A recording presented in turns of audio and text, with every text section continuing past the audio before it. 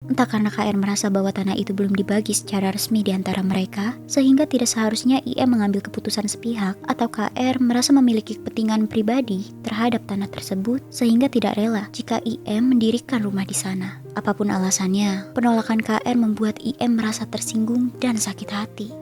Halo Sobat Pena, apa kabar hari ini? Assalamualaikum warahmatullahi wabarakatuh.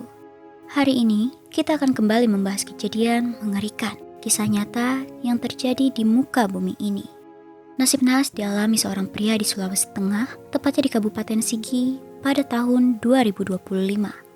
Pria tersebut ditemukan tewas secara mengenaskan usai diserang secara brutal dengan sebilah parang di halaman rumah orang tuanya.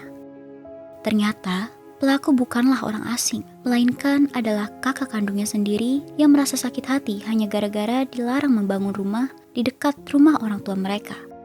Bagaimana cerita lengkap dari kisah yang satu ini? Langsung saja, kita bahas selengkapnya di Kata Pena.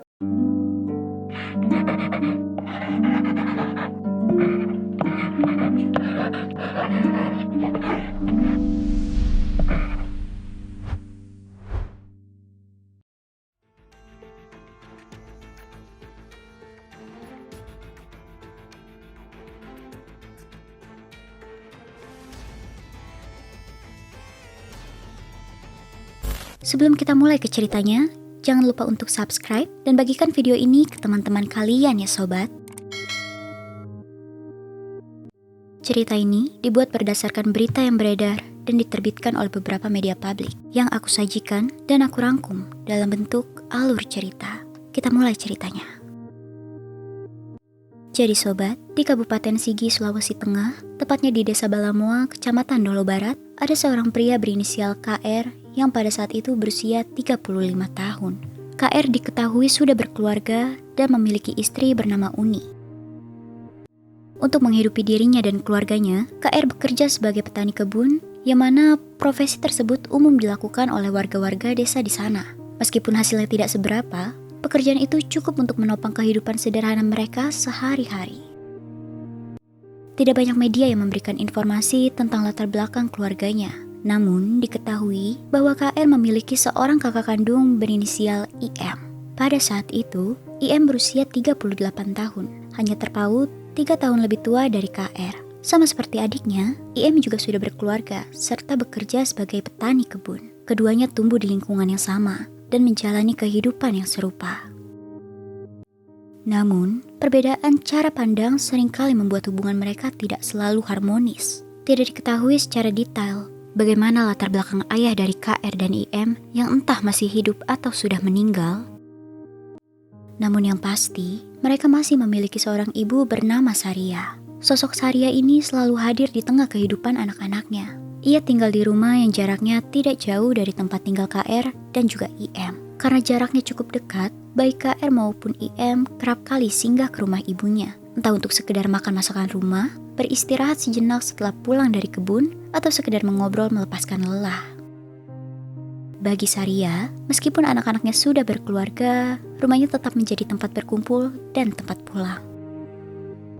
Namun sobat, yang membuat Saria sedih, hubungan KR dan IM seringkali diwarnai pertengkaran. Mereka kerap berselisih paham, bahkan hanya karena hal-hal sepele. Meskipun usia mereka sudah tergolong dewasa dan seharusnya mampu berpikir lebih matang dalam menghadapi masalah, hal itu tidak serta-merta membuat mereka bisa mengendalikan emosi. Kedewasaan usia ternyata tidak selalu sejalan dengan kedewasaan emosional. Ada kalanya ego lebih dominan, membuat salah satu enggan mengalah dan pertengkaran pun tak terhindarkan. Salah satu persoalan yang menjadi sumber pertikaian adalah soal tanah kosong di sekitar rumah orang tua mereka. Tanah itu yang seharusnya bisa menjadi sumber bermanfaat bagi keluarga, justru berubah menjadi pemicu konflik. IM memiliki keinginan untuk mendirikan rumah di tanah kosong tersebut, agar ia dan keluarganya bisa tinggal lebih dekat dengan ibunya. Namun, keinginan itu mendapat penolakan keras dari KR.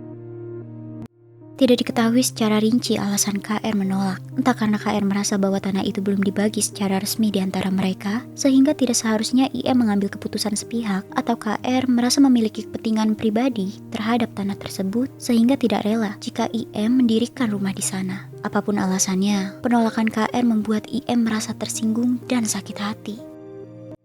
pertengkaran demi pertengkaran pun terjadi. Perselisihan yang seharusnya bisa diselesaikan dengan musyawarah malah dibiarkan berlarut-larut.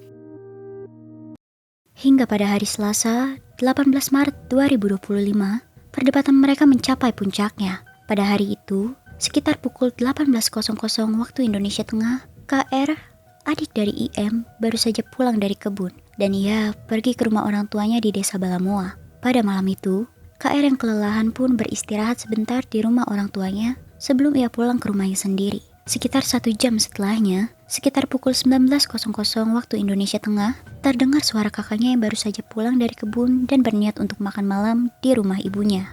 Tak lama kemudian, mereka pun saling bertatap muka. Pertemuan yang seharusnya hangat di antara dua bersaudara itu berubah menjadi mimpi buruk.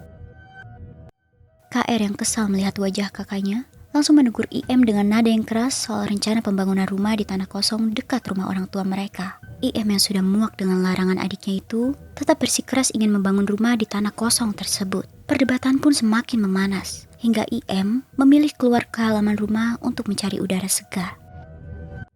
Namun, KR tidak tinggal diam. Ia menyusul kakaknya sambil terus berusaha melarang. Melihat IM yang tetap mengacuhkannya, KR melemparkan batu 2 kali ke arah tubuh kakaknya. Lemparan itu membuat IM semakin kesal dan berusaha berjalan menjauhi KR. Namun, KR masih saja mengejarnya. Hingga akhirnya, di halaman rumah, ancaman serius pun terlontar dari mulut KR.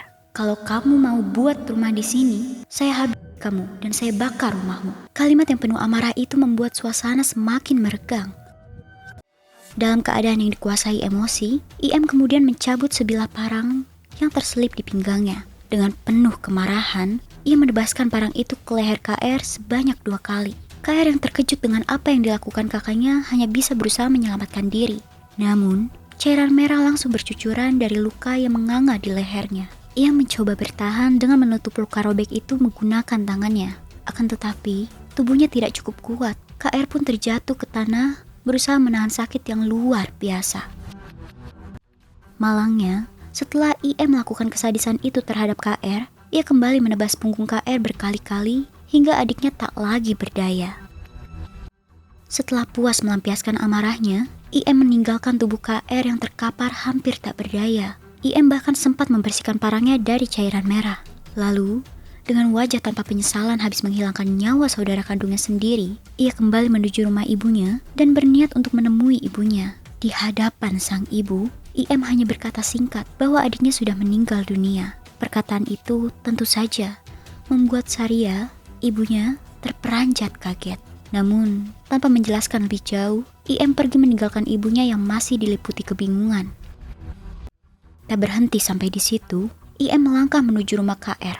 IM mengetuk pintu rumah KR dan di sana ia melihat Uni, istri KR, membukakan pintu rumahnya. Mirisnya, dengan raut wajah dingin dan tanpa bersalah sedikit pun, IM menyampaikan pengakuan mengerikan atas tindakan kejam yang ia lakukan sebelumnya, bahwa ia baru saja menghabisi adiknya sendiri. Mendengar hal tersebut, Uni sontak terkejut dan tidak percaya dengan kata kakak iparnya. Namun, nada suara IM yang datar dan tatapan matanya yang serius membuat Uni semakin takut. Setelah mengucapkan itu, IM pergi meninggalkan rumah tersebut dan melarikan diri. Uni yang panik segera berlari menuju rumah mertuanya, dan betapa hancurnya hati Uni ketika mendapati kerumunan warga sudah memenuhi lokasi kejadian. Dengan mata kepalanya sendiri, Uni melihat tubuh suaminya tergeletak tak bernyawa dengan luka parah di leher, punggung, dan juga tangannya. Tangisan pihak keluarga memecahkan suasana hening di malam itu. Seketika malam pada hari itu berubah menjadi luka yang mendalam bagi pihak keluarga. Pihak keluarga kemudian segera melaporkan hal ini kepada pihak kepolisian, sementara warga sekitar dan kerabat lainnya mencoba menenangkan Uni, istri KR, dan Saria, ibu mertuanya, yang benar-benar kalut dengan apa yang terjadi saat itu. Jasad KR kemudian dibawa ke Rumah Sakit Bayangkara Palu untuk dilakukan visum dan didampingi oleh pihak keluarga. Setelah proses visum dilakukan, jasad KR akhirnya diserahkan kembali kepada pihak keluarga untuk dimakamkan. Lalu sobat, hingga prosesi pemakaman berlangsung, pihak keluarga tak kuat menahan tangis. Istrinya, Uni, ia harus menghadapi kenyataan pahit karena kehilangan sosok yang selama ini menjadi tulang punggung keluarganya. Tak hanya itu, Uni juga merasa trauma karena ia menjadi orang pertama yang mendengar langsung pengakuan mengerikan dari IM, kakak iparnya. Kemudian, ibu dari KR dan IM, yaitu Saria, luka yang ia rasakan pun lebih dalam lagi. Sebagai seorang ibu, ia tak kuasa menerima kenyataan bahwa anak kandungnya sendiri tewas di tangan anak kandungnya yang lain. Singkat cerita, pihak kepolisian yang sebelumnya sudah melakukan pemeriksaan dan pencarian masih belum juga menemukan IM. Warga setempat pun ikut merasakan ketegangan setelah kasus tersebut terjadi. Selama lebih dari 2 bulan, mereka hidup dengan rasa was-was. Bagi warga desa, kejadian seperti itu tentu meninggalkan trauma besar karena pelakunya bukanlah orang asing, melainkan merupakan bagian dari warga mereka sendiri. Sementara itu, pihak kepolisian terus melakukan pencarian. Proses pengejaran IM tidaklah mudah karena IM bersembunyi di daerah perbukitan dan hutan yang cukup sulit dijangkau. Beberapa kali, polisi menerima laporan dari warga yang mengaku melihat seseorang mirip IM di jalan setapak atau di ladang. Tetapi, saat dilakukan pengecekan, IM sudah lebih dulu untuk melarikan diri. Pelarian panjang itu membuat pihak berwenang semakin meningkatkan kewaspadaan, karena mereka khawatir IM dapat bertindak nekat menyerang orang lain jika terdesak. Akhirnya, setelah hampir 2 bulan penuh, usaha keras pihak kepolisian membuahkan hasil. Melalui penyelidikan intensif, akhirnya mereka berhasil melacak keberadaan IM, yang mana ternyata ia bersembunyi di pondok keluarganya di Desa Balamoa. Hingga pada hari Selasa 27 Mei 2025, sekitar pukul 22.00 waktu Indonesia Tengah, operasi penangkapan pun dimulai. Malam itu, ketika tim gabungan Polsek Dolo Barat bersama aparat kepolisian dari Palu mengepung pondok yang diduga menjadi tempat persembunyian IM, suasana benar-benar mencekam. Anggota kepolisian bergerak dengan senyap menggunakan senter kecil. IM pun menyadari kehadiran pihak kepolisian dan sempat berusaha melawan dengan melarikan diri ke pondok lain. Tetapi, jumlah aparat yang cukup banyak membuatnya tak bisa berkutik. Dengan cepat, ia berhasil diringkus tanpa perlawanan yang berarti. Penangkapan itu menjadi kabar besar di desa. Warga yang mendengar berita tersebut lega sekaligus bersyukur karena bayang-bayang ketakutan mereka selama ini akhirnya berakhir juga. Setelah diamankan, IM digiring ke kantor polisi untuk menjalani pemeriksaan lebih lanjut. Dan ketika diinterogasi, IM mengakui semua perbuatannya tanpa berbelit-belit. Bahkan dengan nada yang tenang, ia menceritakan bagaimana ia menebas adiknya, membersihkan parang, hingga menyampaikan informasi kepada ibunya dan mengakui perbuatannya kepada istri korban. Hal ini membuat banyak orang tercengang karena sulit membayangkan seseorang bisa melakukan hal sekejam itu terhadap darah dagingnya sendiri. Pihak kepolisian kemudian menemukan beberapa barang bukti berupa pakaian korban, parang, dan juga sandal korban. Kemudian, IM dinyatakan sebagai tersangka dan harus mempertanggungjawabkan perbuatan kejinya di hadapan hukum. Ia dijerat pasal 338 KUHP tentang pembunuhan dengan ancaman hukuman maksimal 15 tahun penjara.